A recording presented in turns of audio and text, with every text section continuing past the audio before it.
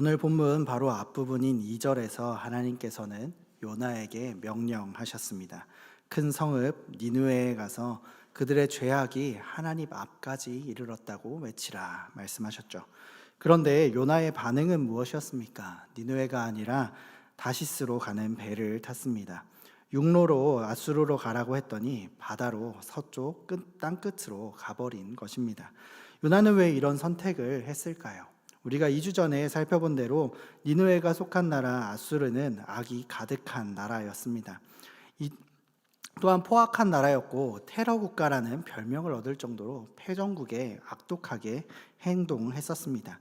그런데 그런 나라에 가서 그 악독함이 하나님께 이르렀다라고 외치라는 것은 가서 죽을 확률이 100%인 그런 명령을 받은 것입니다. 또 이전에 선지자가 타국으로 가서 예언하는 경우도 없었기도 했습니다. 요나 개인적으로는 북이스라엘의 번영을 예언하면서 그 나라가 잘 되기를 바라는 마음이 있었습니다. 그렇다면 이 북이스라엘을 괴롭히는 아수르는 망해야 하는 나라입니다. 그래서 결국 하나님의 말씀과는 반대의 선택을 하게 됩니다. 2절에서 하나님께서 요나에게 명령하실 때에 일어나라 라는 단어로 시작했었습니다. 그리고 요나는 3절에서 일어났습니다. 히브리어 성경에 보면 2절과 3절이 모두 일어나다라는 단어로 시작하는 것을 알 수 있습니다. 하나님께서는 일어나라 말씀하셨고 요나는 일어났습니다. 그런데 요나의 방향이 달랐습니다. 니느웨로 가라고 했던 하나님의 말씀과 달리 항구 도시인 요바로 갔습니다. 그리고 거기서 멀리 다시스로 가는 배를 탔습니다. 니느웨는 당시 이스라엘의 수도였던 이 사마리아에서 북동쪽으로 800km 정도 떨어진 곳입니다. 그런데 요나는 니느웨로 간 게 아니라 사마리아에서 약 56km 정도 떨어져 있는 요바라는 항구 도시로 갔고요. 그리고 이 항구 도시는 지중해에서 가장 가까운 항구 도시였습니다. 그리고 다시스를 향해 니느웨와는 완전 반대 방향으로 3200km를 떠났습니다. 요나는 이렇게 달아났지만 하나님께서는 요나를 보내주실 마음이 없으셨습니다.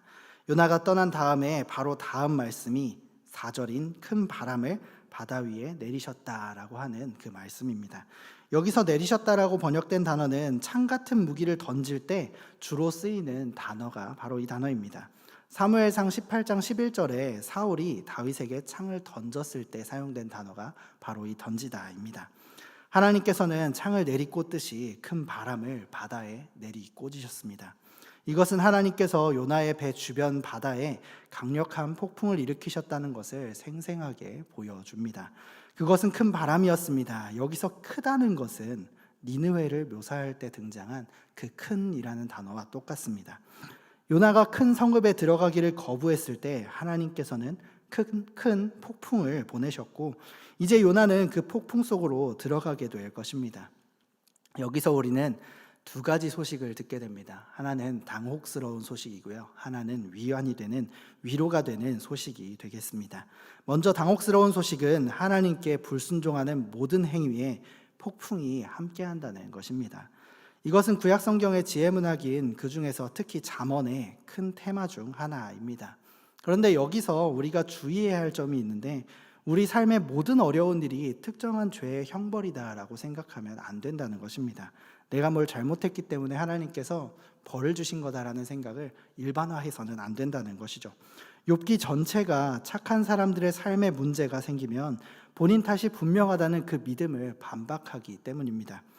욥은 죄가 없었는데도 불구하고 고난을 받게 되었습니다. 또 예수님께서 날 때부터 소경되었던 사람을 고쳐주실 때의 이야기를 생각해 볼 수도 있습니다.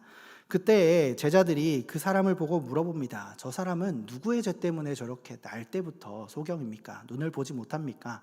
엄마 아빠의 부모의 죄입니까? 아니면 본인의 죄입니까? 라고 말이죠.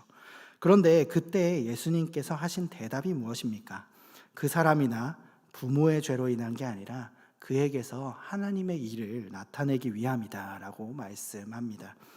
이렇듯 성경은 모든 어려움이 죄의 결과라고 말하지 않습니다.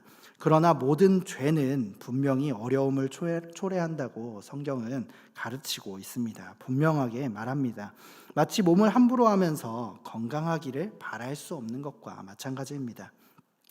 또 친해지고 싶다고 하면서 무심하게 대하는 것은 또 말이 안 되는 것이죠. 또한 자기의 이기적인 관심사를 공공선보다 우선하면서 사회가 제대로 돌아가기를 바라는 것과도 같습니다. 이렇듯 무슨 일이든 그 설계와 목적을 위반하면 그 결과는 따라오게 되어 있습니다. 우리의 몸과 인간관계와 또 사회에 대해서 죄를 지으면 그것들이 우리에게 반격하게 되는 것과 같은 이치입니다. 사람이 하나님의 율법을 위반하면 그분의 설계를 위반하는 것과 같습니다. 하나님께서는 사람을 창조하셨습니다. 창조하신 분이 그 창조물에 대해서 가장 잘 아실 것입니다. 일례로 기계를 만든 사람이 그 기계에 대해서 가장 잘 아는 것처럼 말입니다. 그러면 하나님께서 사람을 어떤 존재로 창조하셨을까요? 하나님을 알고 섬기고 사랑하도록 사람을 그리고 우리를 창조하셨습니다. 성경은 하나님께서 죄를 벌하신다는 것에 대해서 말씀합니다. 잠언 16장 5절의 말씀인데요. 주님께서 마음이 거만한 모든 사람을 역겨워하시니 그들은 틀림없이 벌을 받을 것이다. 이뿐만 아니라 죄 자체가 우리를 벌한다고도 잠언 21장 7절 말씀도 이야기합니다. 제가 읽겠습니다. 악인의 폭력은 자신을 멸망으로 이끄니 그가 바르게 살기를 거부하기 때문이다. 이처럼 하나님께서는 죄와 죄인을 확실하게 벌하십니다. 하나님의 말씀을 거슬러서 반대로 행한 요나뿐만 아니라 모든 죄에는 폭풍이 따라온다는 것입니다. 구약학자 데릭 키드너는 이렇게 말합니다. 죄는 삶의 구조에 부담을 안겨주어서 결국 그것을 무너뜨린다라고 말이죠. 일반적으로 거짓말하는 사람은 그 거짓말에 넘어지고 공격하는 사람들은 그 공격에 넘어질 것입니다. 또 칼로 사는 사람들은 예수님의 말씀대로 칼로 죽게 될 것입니다. 하나님은 우리를 하나님을 위해 살도록 창조하셨기 때문에 우리의 삶에는 영적으로 정해진 하나의 사실이 있습니다. 바로 하나님 외에 다른 것 위에 우리의 삶과 의미를 쌓아 올리는 것은 우리의 존재 결과와 맞지 않게 행동하는 것이라는 거죠. 요나가 불순종한 결과는 즉각적이고 극적으로 나타납니다. 하나님께서 큰 바람을 내리심으로 강력한 폭풍이 곧장 덮칩니다. 폭풍이 얼마나 즉각적이고 맹렬했던지 이교도 사람들도 그 뱃사람들조차도 그 초자연적인 근원을 알아보았습니다. 이건 신이 하신 일이다 생각하면서 각자 믿는 신을 찾는 모습을 보게 됩니다. 하지만 죄의 결과가 늘 이렇게 즉각적으로 나타나는 것은 아닙니다. 죄의 결과는 흔히 많은 양의 방사선에 노출되었을 때 신체에 나타나는 반응과 더 비슷합니다. 노출되는 그 순간은 바로 고통을 느끼지 못하지만 가랑비에 옷 젖는 줄 모르는 사람과 같이 점점 그 고통 속으로 빠져들게 될 것입니다. 이처럼 죄의 결과는 총이나 칼에 맞는 것과는 다른 부분이 되겠습니다. 당장에는 몸의 이상을 느끼지 못하다가 서서히 시간이 흐르고 난 뒤에 그 증상이 나타납니다. 그리고 그 증상을 알게 될 때면 이미 돌이킬 수 없는 상태가 된 것입니다. 내가 죄에 빠져 있다는 사실을 알게 되었을 때는 돌이킬 수 없는 상황까지 가게 되어서 그게 죄임을 알고 있음에도 불구하고 계속해서 그 죄를 행할 수밖에 없다는 것을 그런 모습을 확인하게 될 뿐입니다. 그렇기 때문에 죄는 의지가 스스로에게 가하는 자살 행위와 같다고도 합니다. 마치 중독성 마약을 복용하는 것처럼 말입니다. 마약을 복용하면 처음에는 기분이 좋을지 모르겠습니다. 하지만 한 번 복용할 때마다 더 멈추기가 어려워지고 그 특성은 죄의 특성과 같습니다. 한 가지 예를 들어보면 어떤 사람이 원한에 사로잡히면 복수를 상상하며 만족감을 느끼게 될 것입니다. 그러다 보면 느리지만 확실하게 자기 연민이 커지고 신뢰하고 또 관계를 누리는 능력이 약화되게 될 것입니다. 그래서 일상생활에서 행복이 줄어들 것입니다. 그 복수가 자기를 집어삼켜서 복수 외에는 다른 것을 생각도 못하게 되고 일상생활을 하는 게 아니라 어떻게 하면 복수를 할까 하면서 밤낮 없이 그 복수가 그를 괴롭게 할 것입니다. 또 복수에 매몰되어서 자신조차 잃어버리게 될 것입니다. 복수의 상상은 잠시간의 쾌락은 줄 수 있어도 그 쾌락은 죽음으로 가는 죄의 구렁텅이로 달려가게 하는 그 미끼가 됩니다. 죄도 같습니다. 죄는 처음에는 달콤합니다. 언제나 양심을 무감각하게 할 것입니다.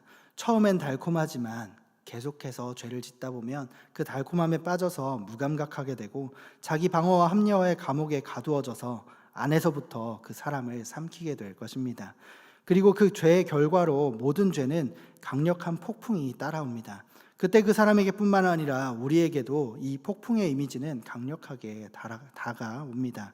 오늘날처럼 기술적으로 진보한 사회에서도 날씨는 자연재해는 통제할 수 없기 때문입니다.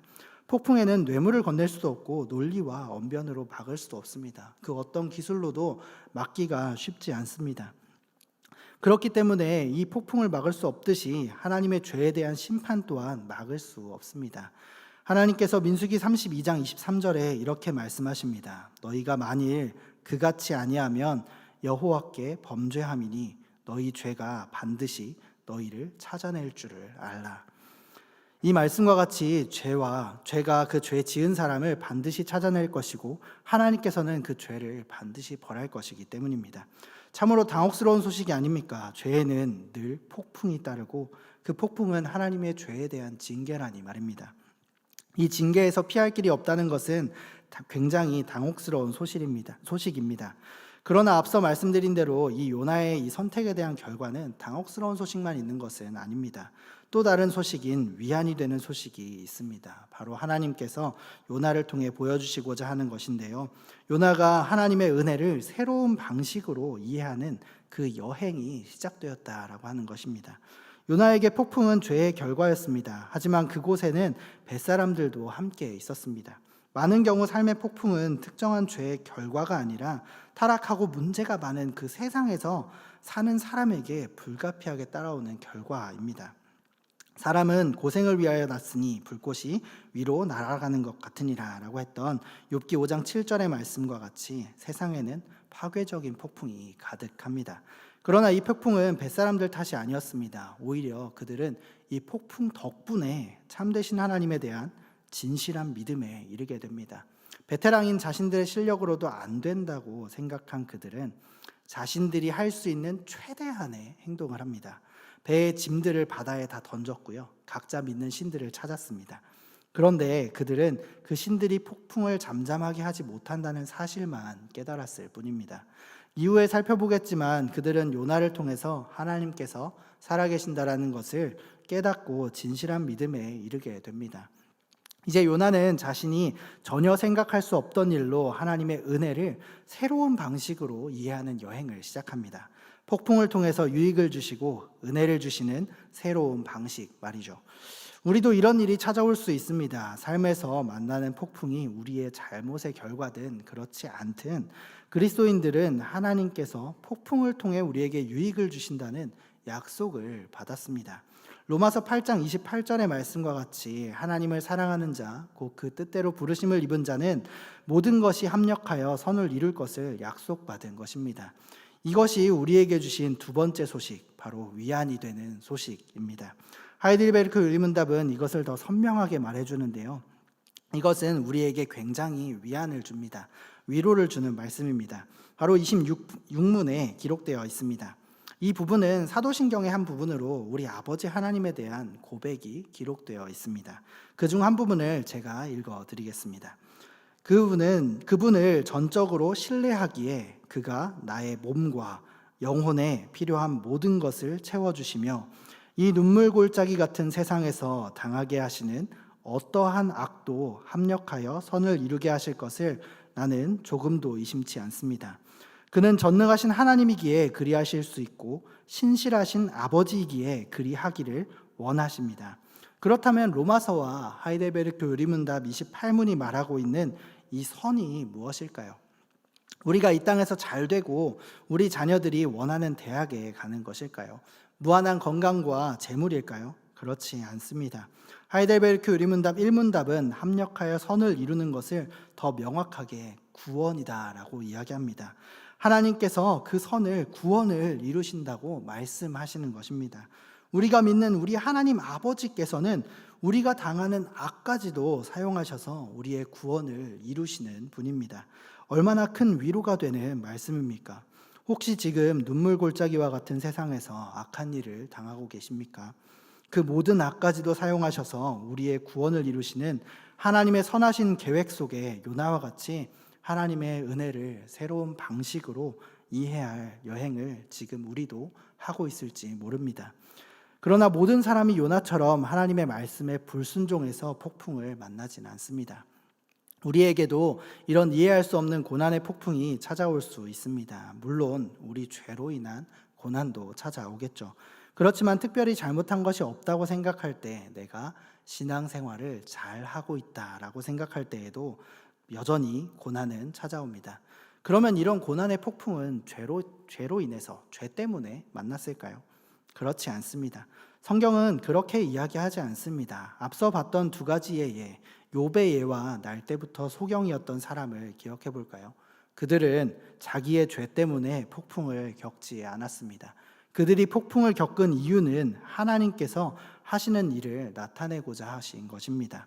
욥과 날 때부터 소경이었던 사람 외에도 우리가 잘 아는 성경 인물들이 고난 가운데에서 은혜를 발견했습니다. 아브라함을 생각해 볼까요?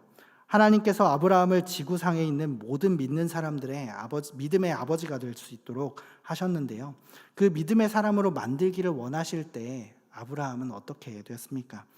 아브라함은 약속을 받고도 이루어질 기미가 없는 채로 오랜 방랑의 세월을 보내게 됩니다. 그 후에 약속의 성취를 받게 되죠. 또 요셉은 어떻습니까? 하나님께서 오만하고 지독한 응석밭이었던 그 10대였던 요셉을 인격자로 바꾸기를 원하셨을 때 모진 세월을 지나가게 하셨습니다. 노예의 삶도 겪게 하셨고 감옥 생활도 견디게 하셨고 그 후에야 자기 백성을 구원할 수 있었습니다. 이스라엘과 우리 기독교인들이 대단하다고 하면서 높이 사는 그 모세는 또 어떻습니까?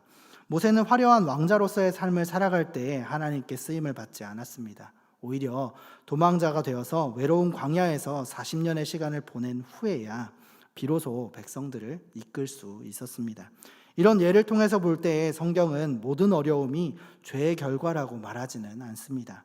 하지만 그리스도인들에게 찾아오는 이 모든 어려움이 우리의 마음을 지배하는 죄의 위력을 줄이는 데에는 큰 도움을 줍니다. 그것을 분명히 가르쳐 줍니다. 우리에게 찾아오는 고난의 폭풍은 우리를 일깨워서 그 폭풍 없이 결코 볼 수 없었던 진실을 깨닫게 해줍니다. 다른 식으로는 생겨날 수 없었던 믿음과 소망과 사랑과 인내, 겸손, 절제가 폭풍을 견딜 때에 폭풍으로 인해서 우리에게 생겨날 수 있습니다. 그래서 우리는 수없이 많은 간증을 들을 때에 이런 증언들을 듣습니다. 큰 폭풍에 떠밀려서 하나님께로 나아가는 바람에 그리스도를 믿고 영생을 얻게 되었다라고 말이죠. 그럼에도 우리는 첫 번째 죄에는 하나님의 폭풍이 따른다는 그 당혹스러운 소식을 들었을 때와 마찬가지로 이번에도 우리는 신중해야 합니다. 모든 폭풍이 죄로 비롯되었던 것이 아니었듯이 말이죠. 창세기의 첫 몇 장은 하나님께서 세상과 인류를 창조하신 이유를 말씀하십니다. 그 이유는 고통과 질병과 자연재해와 노화, 또 결국엔 죽음을 맛보게 하기 위해서가 아니었습니다. 그것을 분명하게 말씀합니다. 죄가 없던 세상, 그 시대에 보면, 그때를 보게 되면 정말 행복과 하나님과의 교제와 그 기쁨과 사랑이 가득한 것을 볼 수 있습니다. 그런데 악이 세상에 어떻게 들어왔습니까? 인간이 하나님께 등을 돌렸을 때 악이 세상에 들어왔습니다. 그러나 하나님께서는 죄로 원수되었던 그 인간을, 그리고 우리를 버리지 않으셨습니다. 죽음에 내버려 두시지 않으셨습니다. 오히려 하나님께서는 그분의 마음을 우리와 단단하게 묶어 주셨습니다. 그렇기 때문에 하나님께서는 창세기 6장 6절을 통해서 우리가 세상에서 죄의 고통을 경험할 때 그분의 마음에 고통이 가득해진다 말씀하십니다. 또 나아가서 우리가 고난을 받을 때 주님께서도 친히 고난을 받으신다고 이사야 63장 9절을 통해서 호소하십니다. 우리는 하나님의 계획을 생각할 때에 오해하는 부분이 있습니다. 하나님께서는 체스를 두는 사람이 그 체스판에 말을 옮기듯이 무심하게 우리를 이리저리 옮기신다고 생각하는 그 오해 말입니다. 그러나 하나님께서는 그런 분이 아닙니다. 그럼에도 우리가 오해하는 이유는 그 고난의 때에 침묵하시는 하나님이시기 때문입니다.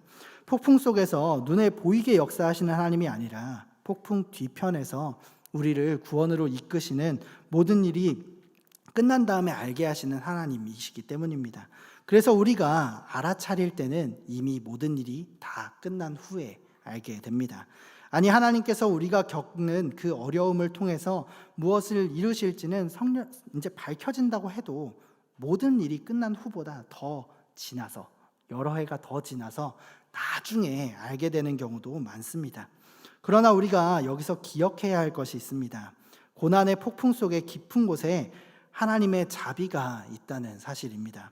우리에게 찾아오는 많은 시련과 어려움의 배후에서 하나님의 사랑이 담긴 지혜로운 목적을 분별하기는 항상 어렵습니다. 하지만 하나님께서 그런 시련과 어려움을 통제할 수 없다거나 우리의 고통이 무작위하고 무의미하다고 상상한다면 얼마나 더 절망적일까요? 그렇지만 실상은 어떻습니까? 이 눈물골짜기와 같은 세상 속에서 당하게 하시는 그 어떠한 악도 합력하여 선을 이루게 하실 것입니다. 우리의 구원을 이루게 하실 것입니다. 이것을 확신할 수 있는 이유가 무엇입니까? 우리 아버지 하나님께서는 전능하신 하나님이시기에 그리하실 수 있습니다. 또 신실하신 아버지이기에 그리하기를 원하시는 분입니다. 요나는 무시무시한 폭풍 속에 그 깊은 곳에서 하나님의 자비가 작용해서 그의 마음을 변화시키고자 그를 끌어당기고 있다는 것을 알지 못했습니다. 사건 초기에 요나가 이것을 놓친 것은 그리 놀라운 일이 아닙니다. 요나는 하나님께서 우리를 구원하러 세상에 어떻게 오실지 전혀 알지 못했습니다. 하지만 십자가 이후를 살아가는 우리는 하나님께서 악함과 고통, 또 분명한 패배를 통해서 구원하실 수 있음을 알고 있습니다. 예수님께서는 누구보다 강하심에도 불구하고 약한 모습을 취하셔서 이 세상에 오셨습니다. 그리고 이 땅에 오신 그 순간부터 십자가에서 죽으시는 그 순간까지 우리를 위해 모든 폭풍을 겪으셨습니다. 그래서 눈앞에 보이는 현상만 보고 하나님의 선하신 그 계획을 알지 못했던 모든 사람들은 주님이 죽어가시는, 예수님께서 죽어가시는 모습을 지켜보며 상실과 비극밖에 발견하지 못했습니다. 하지만 그 어둠 한복판에서 하나님의 자비가 강력하게 작용합니다. 우리를 위한 사죄와 용서를 예수님께서 우리에게 주셨습니다. 예수님께서 우리의 모든 죄와 악을 가져가셨고 예수님의 모든 의를 우리에게 옷 입혀 주셨습니다. 그래서 우리는 이제 하나님께서 우리를 보실 때 예수님으로 옷 입고 있는 우리를 예수님처럼 보아 주십니다. 의인으로 칭해 주셨습니다.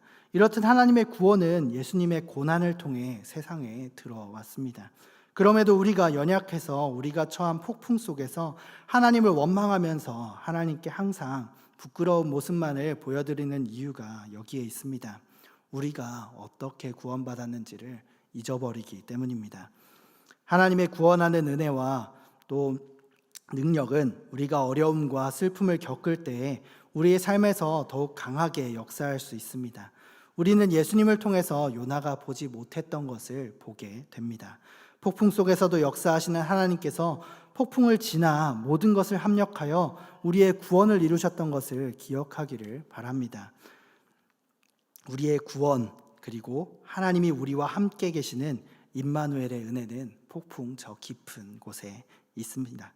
말씀을 정리하겠습니다. 요나는 하나님의 말씀에 불순종함으로 하나님의 명령과 반대되는 결정을 했습니다. 하나님께서는 불순종하는 요나에게 폭풍을 던지셔서 두 가지 소식을 우리에게 전해 주십니다. 죄의 결과는 폭풍이 따른다는 것과 그 폭풍 깊은 곳에는 하나님의 자비가 있다는 사실입니다. 우리에게도 폭풍이 올 수 있습니다. 피할 수 없는 그 폭풍 속에서 기도하기를 바랍니다. 하나님 앞에 엎드리기를 바랍니다.